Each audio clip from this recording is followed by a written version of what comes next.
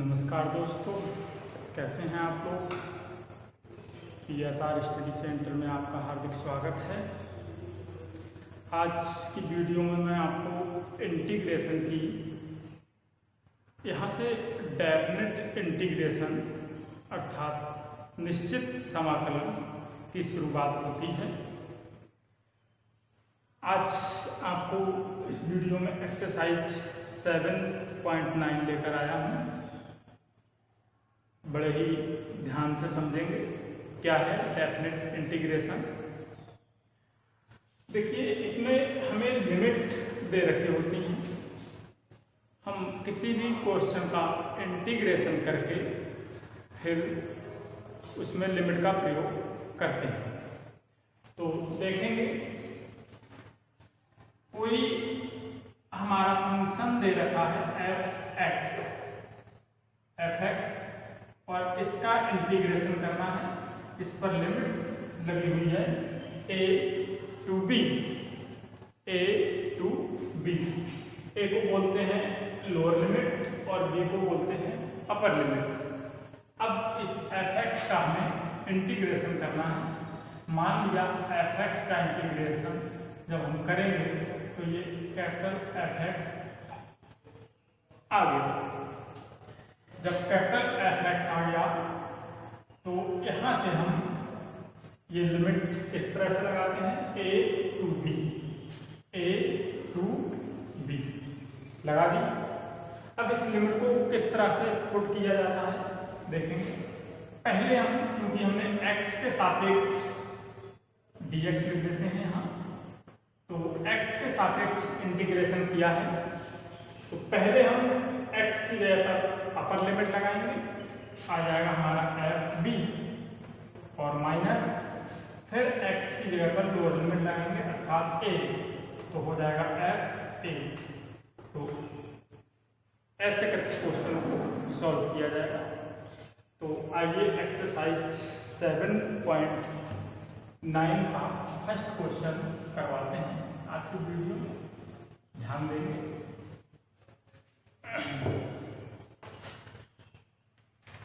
तो first question, x + 1 इसका integration करना है और लिमिट है -1 to +1। तो कैसे करेंगे इंटीग्रेशन? बिल्कुल वैसे ही करेंगे जैसे अब तक हम इंटीग्रेशन को करते चले आए हैं। तो x का इंटीग्रेशन x² होगा और +1 का इंटीग्रेशन x होगा और फिर लिमिट लगाएंगे -1 to +1। x की जगह पर पहले 1 लिखेंगे तो होगा 1² +1 और फिर माइनस लगाकर अब हम x की जगह पर -1 लगाएंगे। तो यहाँ माइनस के 1² और प्लस x की जगह पर -1। तो ये लिमिट लगा दी। देखेंगे उसके बाद क्या आएगा, 1² ही आएगा +1। यहाँ माइनस, क्योंकि माइनस के 1² प्लस का ही 1 हो जाएगा और प्लस माइनस की मल्टीप्लाई माइनस, तो 1/2 +1 माइनस से मल्टीप्लाई करेंगे तो माइनस का 1/2 और +1। यहाँ माइनस का 1/2 प्लस का 1/2 कैंसिल हो गया तो 1 आंसर आया हमारा। तो ये एक्सरसाइज का हमारा फर्स्ट क्वेश्चन था। आइए सेकंड क्वेश्चन करते हैं। लिखा है 1/x। सेकंड क्वेश्चन है हमारा 1/x, इसका इंटीग्रेशन हमको करना है। x के सापेक्ष है, लिमिट 2 to 3। तो देखिए बच्चों, 1/x का इंटीग्रेशन होता है हमारा log x। और एक चीज का और ध्यान रखेंगे इसमें कि जब हम डेफिनेट इंटीग्रेशन के क्वेश्चनों को करते हैं तो वहां पर आंसर में समाकलन कांस्टेंट अर्थात c को नहीं लिखा जाता। लिमिट 2 से 3 तो log पहले हम x की जगह पर 3 लगाते हैं माइनस अब हम log x की जगह पर 2 लगाते हैं। तो दिस इज आंसर। या इसको ऐसे भी लिख सकते हैं बच्चों, log m minus log n, इसका हमारा फार्मूला होता है, इसे हम log m अपॉन n भी लिख सकते हैं, 3/2 भी लिख सकते हैं। इतने या इजी क्वेश्चन है। नेक्स्ट क्वेश्चन की ओर चलते हैं। इसमें इंटीग्रेशन वैसे ही करना है जैसे अब तक हम करते चले आए हैं, बस केवल लिमिट लगानी है। तो थर्ड क्वेश्चन तो बिल्कुल सेम ही है। आइए नेक्स्ट क्वेश्चन है क्वेश्चन 4, sin 2x dx और लिमिट है 0 से π/4। तो कैसे सॉल्व करेंगे? sin 2x का इंटीग्रेशन होता है हमारा माइनस का cos 2x, फिर लिमिट लगाएंगे 0 से π/4। अब देखिए लिमिट को किस तरह से पुट किया जाएगा। चूंकि ये माइनस है तो माइनस cos 2x 2 और x की जगह पर π/4। फिर बच्चों पहले हम अपर लिमिट को पुट करते हैं, फिर माइनस लगाकर लोअर लिमिट को पुट करते हैं। अब चूंकि यहाँ माइनस पहले ही दे रखा है तो जो फर्स्ट वाला फंक्शन होगा वो माइनस में हो जाएगा और जो सेकंड जिसको हम माइनस में लिखते हैं वो प्लस में हो जाएगा। तो cos 2 और x की जगह पर 0, तो ये डिवाइड हो जाएगा 2 या 4। तो माइनस का cos π/2 और प्लस का cos 0, तो ये π/2 है। यहां से हम देखते हैं cos 90 की वैल्यू होती है 0 और cos 0 की वैल्यू होती है 1, तो 0 - 1 आएगा आंसर। आइए नेक्स्ट क्वेश्चन की ओर चलते हैं। सेम ही क्वेश्चन है, बहुत ही इजी क्वेश्चन है, तो मैं समझता हूं कि आप लोग बहुत ही आसानी से कर लेंगे। फिफ्थ बिल्कुल सेम है, 6 बिल्कुल सेम है, e⁻x 7 भी यही है। तो क्वेश्चन नंबर 8 करवाते हैं। लिखा है cosec x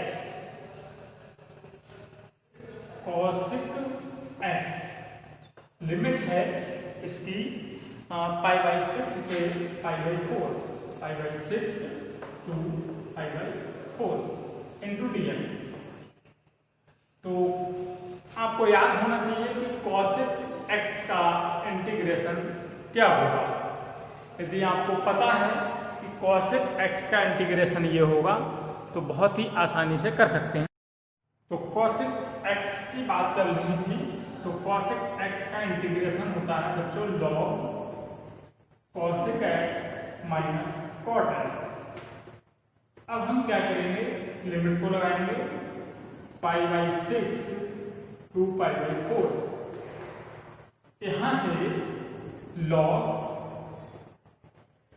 cosec x की जगह पर पहले हम π/4 लिख देते हैं और माइनस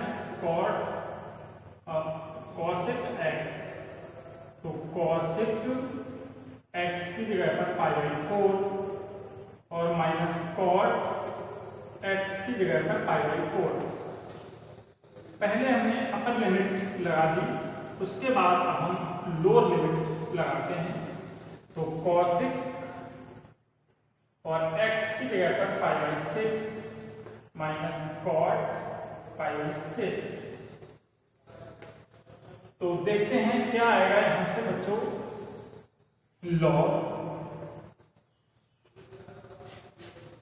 cosec π/4 अर्थात cosec 45, इसकी वैल्यू होती है √2 और cot π/4 अर्थात cot 45 जिसकी वैल्यू होती है 1 माइनस लॉग सेम वही चीज cosec अब यहाँ पर π/6 हुआ अर्थात cosec 30 इसकी वैल्यू होती है 2 और माइनस cot 30 बच्चों आपको पता होना चाहिए कि cot 30 का मान कितना होगा। तो चूंकि tan 30 की वैल्यू होती है हमारी 1/√3 इसलिए cot 30 की हो जाएगी √3। अब यहां से log m minus log n इसका फार्मूला है ये log का, तो हम लिख सकते हैं log m/n √2 - 1/2 - √3। This is answer. तो इजी है क्वेश्चन, बस थोड़ा करने का जुनून होना चाहिए। तो जैसे कि देखा कि कितने इजी क्वेश्चन हैं डेफिनेट इंटीग्रेशन पे। आइए नेक्स्ट क्वेश्चन की ओर चलते हैं। क्वेश्चन नंबर 9 है dx अपॉन √1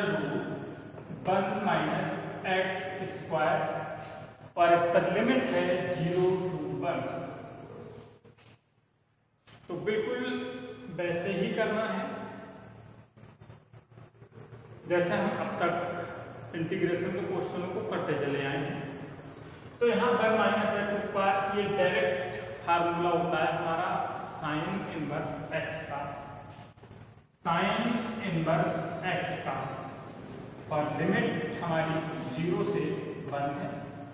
तो पहले हम x की जगह पर अपर लिमिट लगाएंगे तो साइन इनवर्स 1 और फिर लोअर लिमिट लगाएंगे तो साइन इनवर्स 0।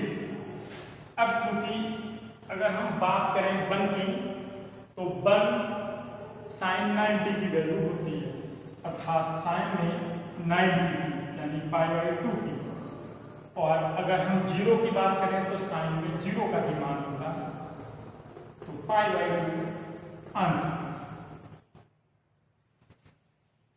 आइए next question, question 10 same question है। उसके बाद क्वेश्चन 12 देखेंगे, थोड़ा सा चेंज है। लिखा है cos² x और लिमिट है 0 से π/2। तो यहां क्वेश्चन को देख के हमें लग रहा है कि cos² x का इंटीग्रेशन नहीं होता है। तो कैसे करेंगे हम cos² x का? इसको ट्रिग्नोमेट्री के द्वारा ब्रेक करते हैं। हमारे फार्मूले होते हैं cos 2x के कई फार्मूले होते हैं, जिसमें एक ये भी होता है 2 cos² x - 1। यहाँ से माइनस में को यहाँ ले आएंगे तो प्लस का हो जाएगा और ये 2 अपॉन में ले आएंगे तो cos² x की jगह पर हम 1 + cos 2x अपॉन 2 लिख सकते हैं। तो यहाँ लिखेंगे 1 + cos 2x अपॉन 2 और इसका हमको इंटीग्रेशन करना है 0 से π/2 dx। यहां से हम इसको अलग अलग भी कर सकते हैं। ये 1/2 इंटू dx, यहाँ लिमिट लगा दी 0 से π/2 और आगे प्लस cos 2x अपॉन 2। तो अपॉन का 2 हम बाहर लिख सकते हैं और cos 2x dx और यहां भी लिमिट लगा देंगे 0 से π/2। तो दो हमने इसके अलग अलग पार्ट बना लिए। अब इसका हम इंटीग्रेशन करते हैं तो देखेंगे क्या आएगा। dx का इंटीग्रेशन होगा x, क्योंकि यहाँ हम 1 मान सकते हैं तो 1 का x हो जाएगा और ये 1/2 तो कांस्टेंट ही है। यहाँ लिमिट लगा देंगे 0 से π/2 प्लस 1/2, क्योंकि cos 2x का इंटीग्रेशन होता है हमारा sin 2x लिमिट लगाएंगे 0 से π/2, तो 1/x। अब पहले हम x की जगह पर अपर लिमिट लगाएंगे और फिर लोअर लिमिट लगाएंगे। तो x की जगह पर आ जाएगा हमारा π/2 और फिर x की जगह पर 0 प्लस 1/2। आगे इसी क्रम में साइन 2x की जगह पर π/2 और माइनस फिर x की जगह पर 0 लगाएंगे तो 2 × 0। तो देखते हैं क्या आएगा।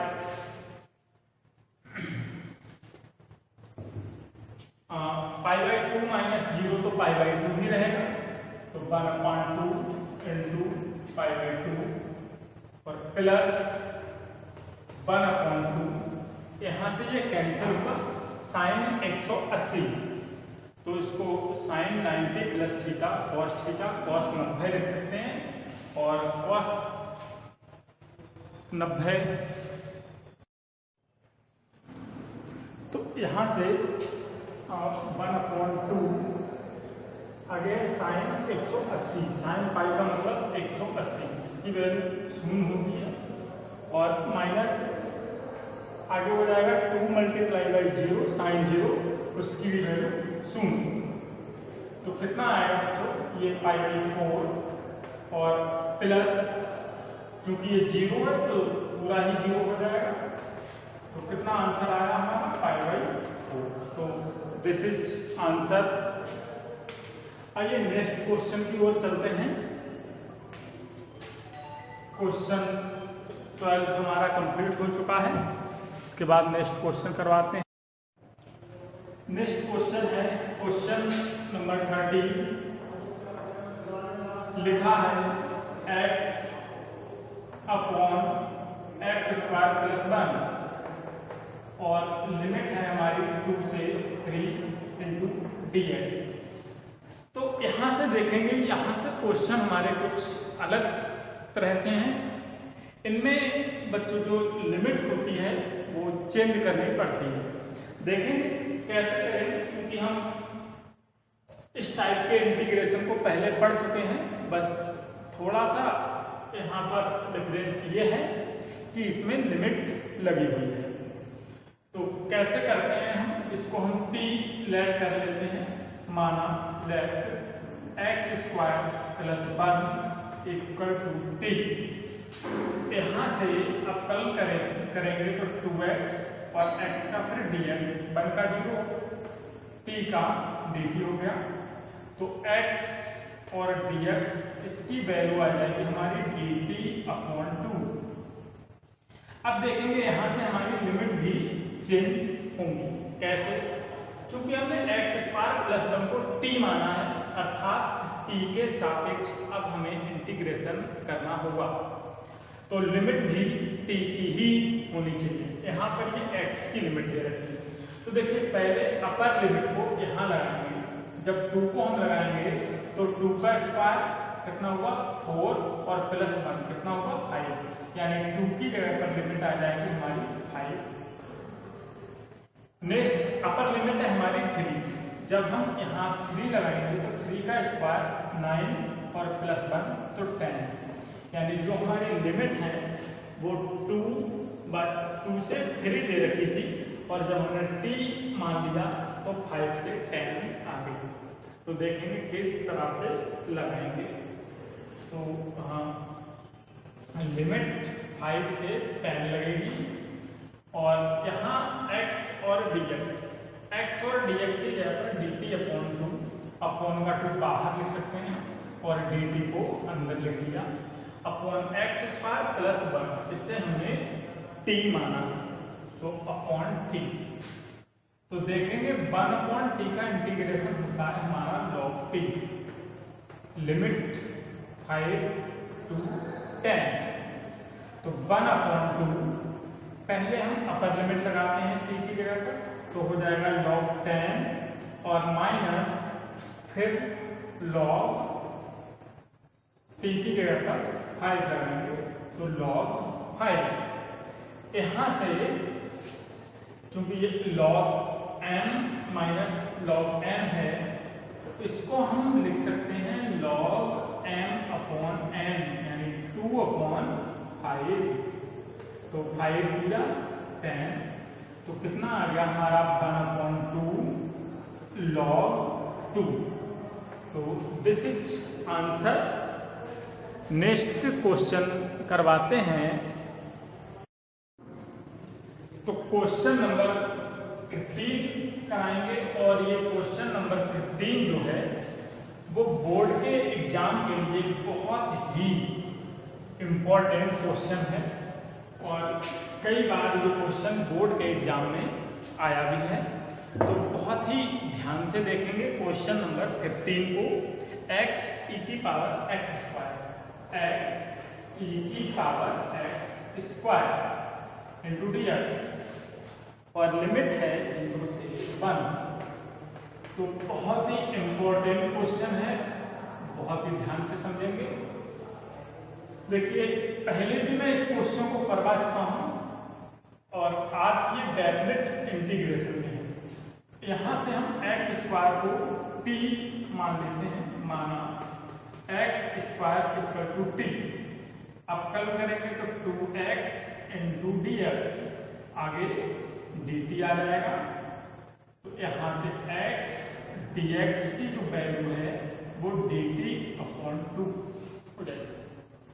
तो x और dx इसकी जगह पर dt अपॉन 2 लिख सकते हैं। यहाँ पर लिमिट देखिए कैसे चेंज होगी। जहाँ t मानते हैं हम वहीं से लिमिट निकालते हैं। पहले अपर लिमिट को लगाएंगे, जब 0 को लगाएंगे तो 0 का स्क्वायर 0 ही आएगा और फिर 1 लगाएंगे तो 1 का स्क्वायर 1, यानी जो लिमिट थी वो अब भी 0 से 1 ही है। तो देखेंगे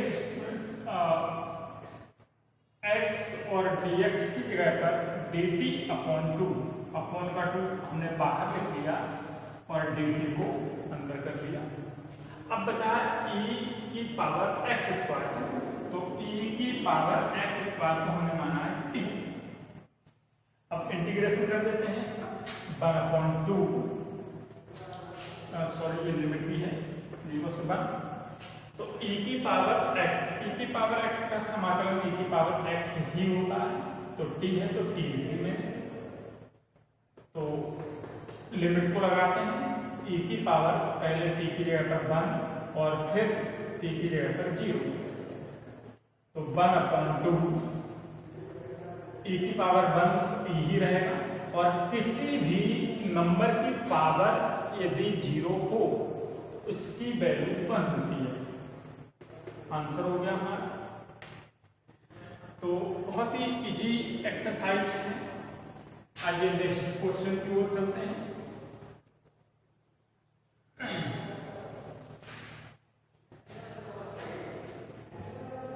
नेक्स्ट क्वेश्चन देखेंगे।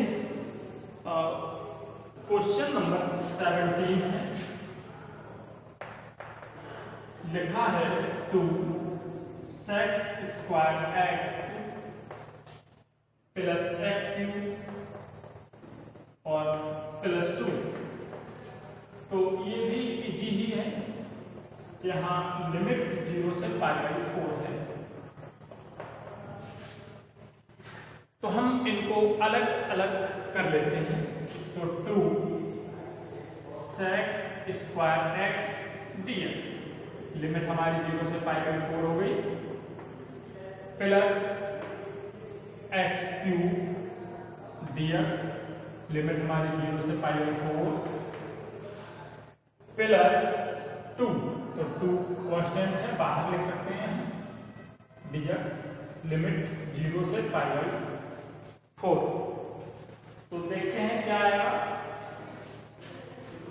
2 sec स्क्वायर x का इंटीग्रेशन होता है 10x, लिमिट 0 से π/4,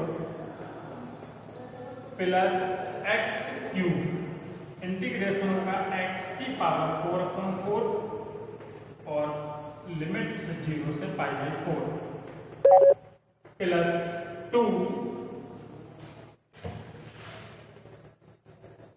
आगे देखेंगे dx का इंटीग्रेशन होगा x और लिमिट हमारी 0 से पाई बाई 4। तो लगाते हैं 2 tan x की जगह पर पाई बाई 4 और फिर x की जगह पर 0 प्लस 4 को बाहर लिख सकते हैं। पहले x की जगह पर पाई बाई 4 लिखेंगे तो पाई बाई 4 की पावर x की जगह पर पाई बाई 4 लिखा और उसकी पावर 4 माइनस 4 को हमने बाहर भी कर दिया है, ओनली पाई है और फिर हम 0 लगाएंगे तो 0 आ जाएगा प्लस 2 x की जगह पर पाई बाई 4 लिखेंगे और फिर 0 हो जाएगा। तो यहाँ से क्या आएगा हमारा देखेंगे 2 tan पाई बाई 4 की वैल्यू होती है 1 और tan 0 की 0 प्लस 1/4 पाई की पावर 4 और माइनस 0 है प्लस 2 पाई बाई 4 तो 2 टू 4 यहाँ से 2 1 2 प्लस पाई की पावर 4/4 और प्लस पाई बाई 2 आंसर हो गया। तो पूरी ही एक्सरसाइज बहुत ही इजी थी, आपने देखा आगे भी इसी तरह से क्वेश्चन हैं। तो करेंगे क्वेश्चनों को, नेक्स्ट डे में मिलते हैं नेक्स्ट एक्सरसाइज के साथ। Thank you.